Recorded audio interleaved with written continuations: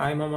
ఈ వీడియోలో ఇండియాలో మాత్రమే ఎక్స్క్లూజివ్గా అవైలబుల్గా ఉండేటటువంటి ఒక వెరైటీ క్రేజీ కాన్సెప్ట్ అయినటువంటి క్యాష్ సిస్టమ్ గురించి చూద్దాం. ఓకే, సో అసలు ఈ క్యాష్ సిస్టమ్ బ్యాక్గ్రౌండ్ ఏంటి, ఒకప్పుడు ఉన్నటువంటి క్లాస్ సిస్టమ్ కాస్త క్యాష్ సిస్టమ్గా ఎలా కన్వర్ట్ అయింది, సో ప్రజెంట్ గ్రౌండ్ లెవెల్లో ఉండే పొజిషన్ ఏంటి, యాజ్ ఏ ట్రైబల్ బాయ్గా మై ఎక్స్పీరియన్స్ ఏంటి, ఓవరాల్గా సొల్యూషన్ ఏంటి, సో ఇవి డిస్కస్ చేద్దాం.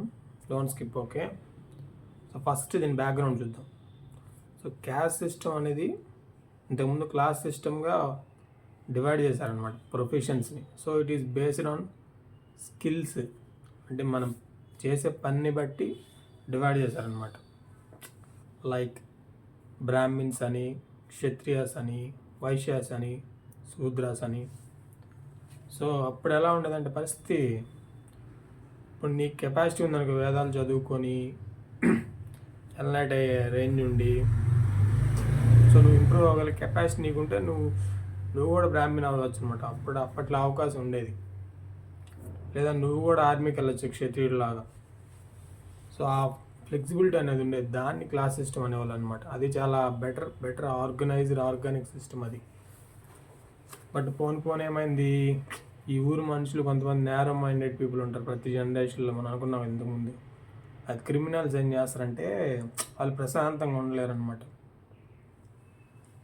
వాళ్ళు డిస్క్రిమినేట్ చేయడం స్టార్ట్ చేశారు. సో అందరిని చేస్తే మళ్ళీ వాళ్ళకి సపోర్ట్ ఇచ్చే వాళ్ళు ఉంటారు కదా, అందుకని పర్టికులర్ పీపుల్ని ఎక్కువ చేసేవాళ్ళు అనమాట. లైక్ ఇప్పుడు దళిత్స్ అంటారు కదా, సో ఎస్సీ వాళ్ళని అట్లా డిస్క్రిమినేషన్ చేసేవాళ్ళు అనమాట. సో అందుకే ఇప్పుడు ఈ రిజర్వేషన్స్ అనేవి పెట్టి వాళ్ళ కోసం ఏదైనా చేయాలనే ఉద్దేశంతో అట్లా చేస్తున్నారు. సో అవి ఎలా జరిగేటివంటే, లైక్ ఇప్పుడు అప్పర్ క్యాస్ట్ పీపుల్ ఇంటికి వెళ్ళామనుకో, వాళ్ళ దగ్గర కూర్చునే అవకాశం ఉండేది కాదు. ఇంట్లోకి రావాలన్నా కూడా బ్యాక్ డోర్ నుంచి రావడం, వాళ్ళ వీధుల్లో తిరగడానికి అవకాశం ఉండేది కాదు. వాళ్ళు టీ షాప్లో టీ తాగడానికి అవకాశం ఉండేది కాదు. ఇలా అన్టచబుల్ లాగా అనమాట. మమ్మల్ని తాకితే ఎక్కడ పొల్యూట్ అయిపోతారో అని పాయింట్ ఆఫ్ వ్యూలో దూరం పెట్టేవాళ్ళు అనమాట ఊరు బయట. వాళ్ళ స్టే కూడా ఊరు బయట ఉండేది. అందువల్ల దట్టు ఈవెన్ టెంపుల్స్లో కూడా అలౌ చేసేవాళ్ళు కాదనమాట. సో ఇది కొన్ని వేల సంవత్సరాలు కంటిన్యూ అయింది. అందువల్లే వాళ్ళు ఇప్పుడు జై భీమ్ అనే ఒక ఐడెంటిటీ క్రియేట్ చేసుకొని అంబేద్కర్ పాయింట్ ఆఫ్ వ్యూలో వాళ్ళ గ్రూప్ తయారైందనమాట ఇప్పుడు అగైన్స్ట్గా. మీరు ఇక్కడ గమనిస్తే రీసెంట్గా కర్నూలులో ఒక బస్ ఫైర్ యాక్సిడెంట్ జరిగింది. అది జరిగిన తర్వాత వెంటనే గవర్నమెంట్ ఏం చేసింది, గబగబా ప్రైవేట్ బస్సుని చెక్ చేయడం, అవన్నీ ఉన్నాయా లేదా పేపర్స్ అని చెక్ చేయడం, సేఫ్టీ మెజర్స్ చూడడం, అంటే వెంటనే రియాక్ట్ అయిందనమాట. సో పాయింట్ ఏంటంటే, మన ఇండియన్ గవర్నమెంట్ అనేది is more reactive than respond nature అనమాట. ఏదైనా జరిగితే రియాక్ట్ అవుద్ది అనమాట. అప్పటి వరకు కామ్గా ఉంటారు. సో ఈ రిజర్వేషన్స్ ఇప్పటికీ ఇన్ని సంవత్సరాలు కొనసాగుతున్నాయంటే, ఈవెన్ ఇండిపెండెన్స్ తర్వాత కూడా నేను అర్థం చేసుకోవాలి. అంటే ఏ రేంజ్లో డిస్క్రిమినేషన్ జరుగుంటే ఎస్సీల పైన కానీ ఎస్టీల పైన కానీ ఇప్పటివరకు కొనసాగుతున్నాయి అనేది. ఇక్కడ పొలిటికల్ కంటెస్ట్ కూడా ఒకటి ఉందన్నమాట. ఓట్ షేర్ అనేది పోద్ది. అందువల్ల వాళ్ళు కంటిన్యూ చేస్తూనే ఉన్నారు ఇప్పటికీ, పట్టించుకోకుండా సరిగా.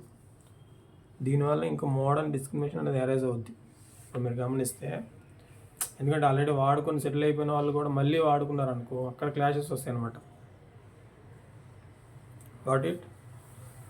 సో నా ఎక్స్పీరియన్స్ చెప్తాను వినండి. ఇప్పుడు నేను ఎస్టీ ఎరుకుల ట్రైబ్కి సంబంధించిన అబ్బాయిని. మా వే ఆఫ్ లైఫ్ ఎలా ఉండేదంటే, ఒకప్పుడు ట్రైబ్స్ అంటే అడవుల్లో ఉండేవాళ్ళు, హ్యాపీగా న్యాచురల్ వే ఆఫ్ లైఫ్, చాలా నీట్గా హ్యాపీగా ఉండేదన్నమాట. కానీ వన్స్ ఈ అర్బనైజేషన్ అవి వచ్చిన తర్వాత వెస్టర్నైజేషన్ ఎఫెక్ట్, వీళ్ళు జనాల్లోకి రావడం, ఆ తర్వాత వాళ్ళకంటూ ఒక ఎకోసిస్టమ్ బిల్డ్ చేసుకోవడం ద్వారా దానికి అలవాటు పడ్డారు. తర్వాత మళ్ళీ ఈ క్యాస్ట్ సిస్టమ్ వల్ల వాళ్ళని ఎస్టీల్లో కలిపారనమాట. తర్వాత ఏమైంది, వీళ్ళు ఇంకో వాళ్ళకి సేమ్ ఎస్సీ ఎస్టీ ఆ కేటగిరీలో పెట్టేశారనమాట. కానీ ఈ క్యాస్ట్ సిస్టమ్ అనేది పోను అవుట్డేట్ అయిపోయింది అనమాట. ఎందుకు జరిగిందంటే, వీళ్ళు ఎప్పుడైతే ఆ జాబ్స్ వదిలేశారో, వాళ్ళకంటూ ఒకటి ఉంటాయి కదా. మాకంటే ఏముండేదంటే, లైక్ మెన్ అయితే ఎరుకుల ట్రైబ్లో గంపలు వెళ్ళేవాళ్ళు అనమాట. ఈత పుల్లలతో సంథింగ్ ఎదురు పుల్లలతో లేడీస్ అయితే వీళ్ళు ఆస్ట్రాలజీ టైప్ ఏదో చెప్పేవాళ్ళు, సూత్ సేకర్ సంథింగ్ ఏదో అంటారు వాళ్ళని. సో చూసారా, నాకు ఆ పేర్లే గుర్తులేదు సరిగా మన జనరేషన్కి వచ్చేసరికి. బట్ అవన్నీ ఆర్గానిక్, చాలా హెల్త్ పాయింట్ ఆఫ్ వ్యూ మంచివి అనమాట. మీరు గమనిస్తే కుమ్మరి చేసే ఆ కుండ కానీ మట్టితో చేస్తారు కాబట్టి అది చాలా బెనిఫిట్ ఉంటాయి అందులో, వాటర్ తాగినా కూడా.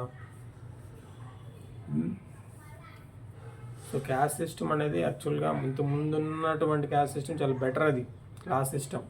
వీళ్ళు బ్రిటిష్ వాళ్ళ టైంలో అది డిస్క్రిమినేషన్ పాయింట్ ఆఫ్ వ్యూలో దాన్ని క్యాస్ట్ అని పెట్టారనమాట పేరు.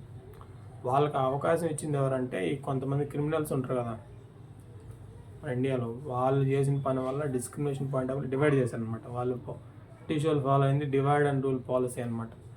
హిందూ ముస్లిమ్స్ మధ్య గొడవలు పెట్టడం, ఈ బ్రాహ్మణ్స్ మిగతా వాళ్ళ మధ్య గొడవలు పెట్టడం రెండు చేశారనమాట. కొంచెం నచ్చగొట్టారు వాళ్ళకి అవకాశం కోసం. వాట్ ఇట్ ఇక్కడ మీరు గమనిస్తే ఈ నేరో మైండ్ సెట్ ఉన్న వాళ్ళు క్యాస్ట్ కాకపోతే ఇంకో దాంట్లో డిస్క్రిమినేట్ చేస్తారు. ఇప్పుడు ఫర్ ఎగ్జాంపుల్ తెల్లగా ఉన్నాడు అనుకోకడు, నువ్వు నల్లగా ఉన్నావని కిండల్ చేస్తాడు. పొడుగ్గా ఉంటే పొట్టుకున్నామని కిండల్ చేస్తాడు అనమాట. అందరు పొట్టోళ్ళే ఉన్నారనుకో ఒక ఊర్లో 100 మంది, అక్కడ ఒక పొడుగుడు పోతే పొడుగుడు అని కిండల్ చేస్తాడు. ఇక్కడ పాయింట్ ఏంటంటే మైండ్ సెట్, నేరో చిల్లర మైండ్ సెట్ ఉంటుంది చూసావా, దాన్ని మనం అరికట్టాలి యాక్చువల్గా. అంతేగాని ఎవరినో ఒక్కరిని వేసేస్తానో లేకపోతే ఇంకేదో చేస్తానో రిజర్వేషన్ ఇస్తానో అది పోయేది కాదు అది. ఇప్పుడు సొల్యూషన్ ఎందుకు చూద్దాం. వాట్ ఇట్ సొల్యూషన్ అనేది నేనే ఒక లైవ్ ఎగ్జాంపుల్ మీకు. am I looking like a tribe? No, absolutely no. It happened because of education. So education అనేది ప్రొవైడ్ చేస్తే అందరూ ఒక లెవెల్కి వచ్చేస్తారు అనమాట. అందుకనే రిజర్వేషన్లు అనేటివి ఈ జాబ్స్ కాలేజ్లో పెట్టింది main point. What it settle అయిన వాళ్ళు చూసారా, వాళ్ళ వే ఆఫ్ లైఫ్ వేరే ఉంటుంది అనమాట. అందుకని ఎడ్యుకేట్ చేస్తే ఇట్ విల్ బీ ఫైన్. మన ముందు జనరేషన్ వరకు హెవీగా ఉండేది డిస్క్రిమినేషన్ కానీ అట్లాంటి థింగ్స్. మన జనరేషన్కి వచ్చేసరికి పోయింది చూసారా. ఎందుకంటే వెస్ట్రన్ ఎడ్యుకేషన్ వల్ల ఏదైనా మంచి పని జరిగిందంటే అది ఇదే, ఈ సెక్యులర్ యాటిట్యూడ్ డెవలప్ అవ్వడం, హ్యూమానిటీ వేలో రియాక్ట్ అవ్వడం నేర్చుకున్నారనమాట మా జనరేషన్లో. సో మేము ఇప్పుడు ఎవరైనా డిస్క్రిమినేట్ చేయాలని, ఇప్పుడు నేను తెల్లగా ఉన్నాను నల్లగా ఉన్నాను డిస్క్రిమినేట్ చేయలేను. So because I learn those values from family and education, right. Next generation వచ్చేసరికి ఇంక వాళ్ళు కంప్లీట్ హ్యూమానిటీ బేస్డ్ ఉంటారు, వాళ్ళు వరల్డ్ వైడ్ హ్యాపీగా బతికేస్తారు అనమాట. సో నెక్స్ట్ జనరేషన్ హ్యాపీగా ఉండాలంటే మనం ఇంకొంచెం బెటర్ అవ్వాలి. అట్లా spiritual point of view improve అవ్వాలి మనం. లేకపోతే మనం వెస్టర్న్ కంట్రీస్ లాగా మెడికేషన్లో ఉండాల్సి వస్తుంది. బట్ అది బ్యాలెన్స్ చేసుకోవాలి మెయిన్. ఓన్లీ బ్లైండ్గా ఈ బాడీ మైండ్ లెవెల్లో మనం పోతా ఉన్నాం అనుకో జబ్బులు వస్తాయి. మెయిన్ ప్రాబ్లం నెక్స్ట్ జనరేషన్కి అయిపోద్ది. So balance is very very important. Both science and spirituality both are relative. So రెండింటిని బ్యాలెన్స్ చేసుకుంటూ ట్రాన్స్ఫర్మేటివ్గా ముందుకు వెళ్ళాలన్నమాట universal truth point of view. So truth కావాలంటే ఏం చేయాలి, మన ఛానల్ ఫాలో అవ్వాలి. Not it okay. So this is all about caste system.